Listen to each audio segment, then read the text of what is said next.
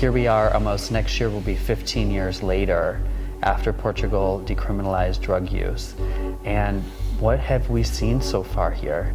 I do not attribute any magical properties to the decriminalization itself. The way we decriminalized allowed us to reach a part of the population that otherwise we could not act upon. It was transversal to all social classes.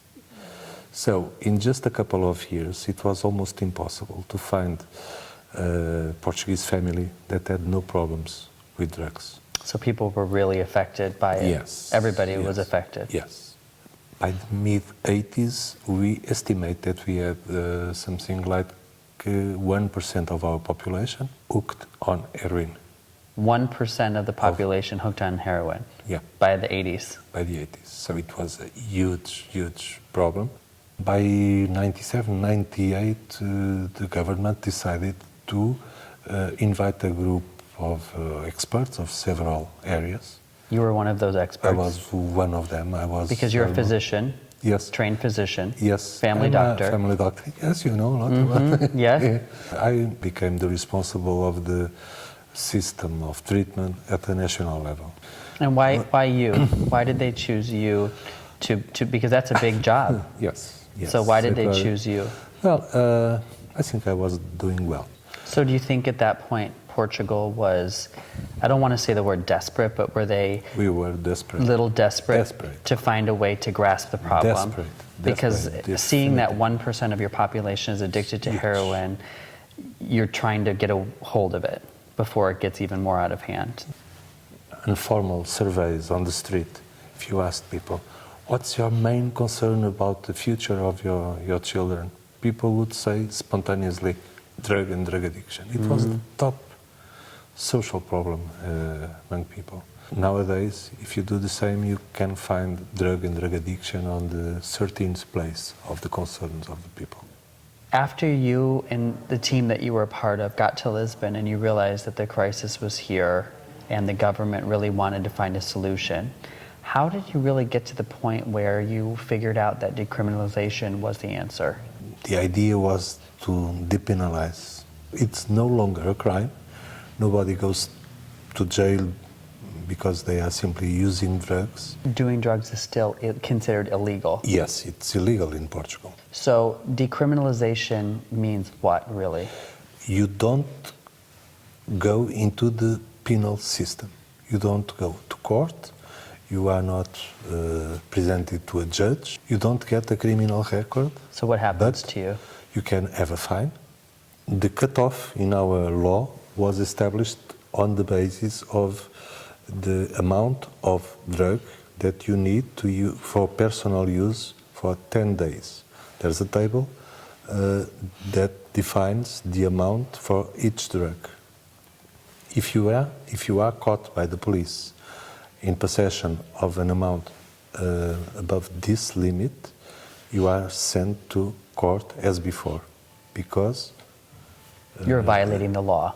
You are violating the law, and we assume that you are dealing drugs. So you can possess a certain amount, you can consume a certain amount for certain conditions and under certain restrictions, but you cannot be caught with more than what that law says. But even if you are caught with an amount below the limit, you are still committing an illicit. But instead of being presented to court, you are intimated to present yourself to an administrative body, which is called the Commission for the Dissuasion of Drug Addiction, a body under the Ministry of Health. And it's called the Commission for the Dissuasion of Drug Addiction. Of drug addiction. The Commission for Dissuasion of Drug Addiction, and that is under the Ministry of Health. Yes. Okay. They never apply a fine to addicted people. They don't? They don't. What do they do with the addicted people? They invite them to join a treatment facility. People are evaluated by a technical team psychologists, social workers, and so, that evaluate the story of the consumption, the conditions of consumption, and the conditions of your life. You know, you have so many countries that would rather just lock someone up and throw away the key because they broke the law, and they really to have a system that looks at the entire story of somebody before making their judgment is really, I think, advanced, isn't it? I mean, you know, compared to other countries around the world and how they handle it. The subject of decriminalization was not under the power of the government. It had to be discussed at Parliament. The public opinion was very much in favor of it. People have credited this to lowering the drug addiction rate, lowering crime rate, lowering, you know, petty theft and violent crime around the country. Is that something that other countries can look at and really take notice of, that could possibly be adopted and integrated into their own society? Yes, I believe, but you have to do more than just to decriminalize. You have to develop a network of care. What is really important is the relation that the subject has with the substance and not the substance itself. Okay? So, since that moment, we place the citizen in the center of our policies. This is not just a vague phrase.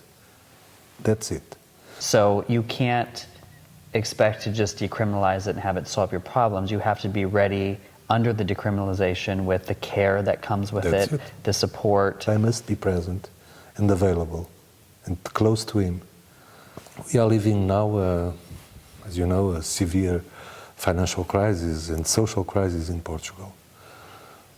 Lots of ancient heroin users relapsed, but most of them came to our teams saying, please give me your hand because I feel I'm at risk of relapsing. I believe that we cannot just export this model to other cultures, but we can inspire changes in other countries.